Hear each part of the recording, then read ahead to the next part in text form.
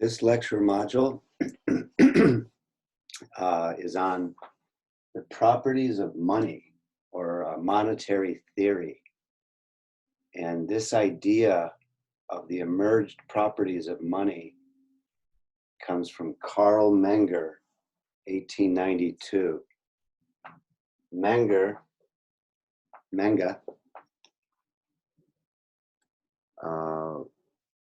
was the founder of Austrian economics during the Marginal Revolution. And so his theory of the emergence of money, there's three properties of money: the means of exchange, a unit of account, and a store of value. Now, prior to the emergence of money, you needed the dual coincidences of need and want in order to trade.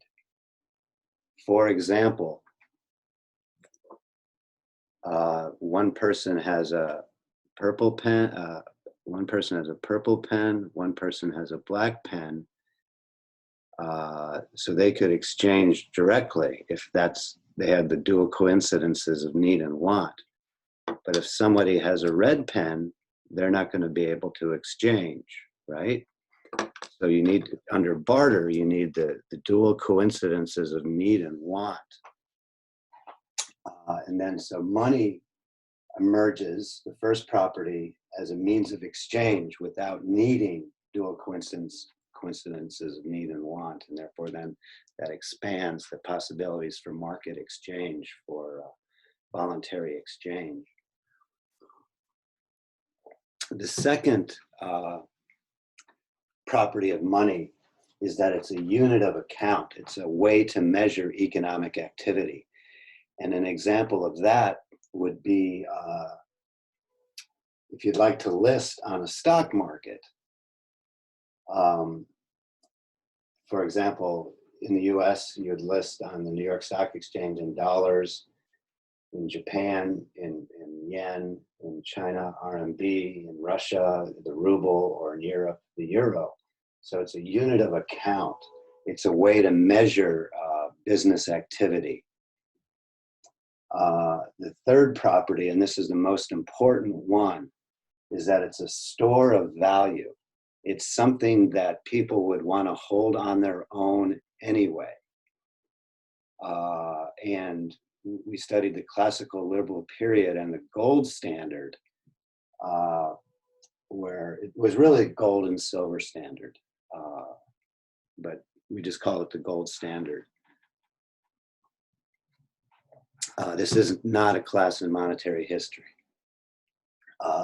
Other stores of value over time have also been seashells and salt, things that have value to people locally and decentrally emerge as stores of value.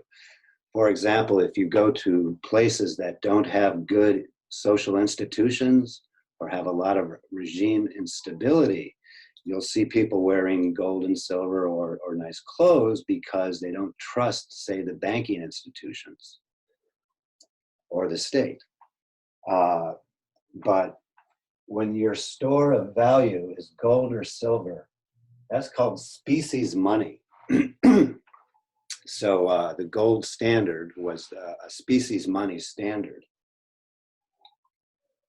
And then what happened, prior to World War I, England was the base for the gold standard. The bills of exchange which emerged through the medieval period were traded in London.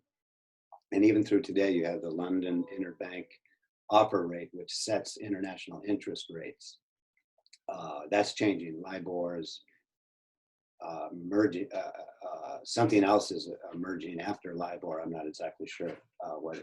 I haven't been following that closely. But LIBOR had some problems. So that's species money. And then because England was the center of exchange for the gold standard, England in 1914 went off the gold standard, to fight World War I. And that's called war finance. When you no longer exchange, when the state no longer exchanges its paper money for species, you lose a major property of money.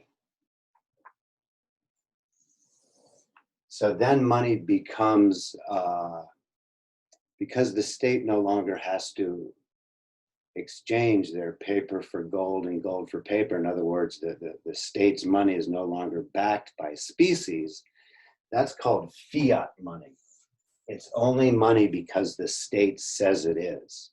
And ironically enough, 1914 is also the year that the Federal Reserve Bank started and that the United States started the income tax. So under war finance, the government can spend much more than it taxes by printing money. And that's called fiat money. And that's what we've got today, is fiat money. And devaluing purchasing powers of money due to fiat money.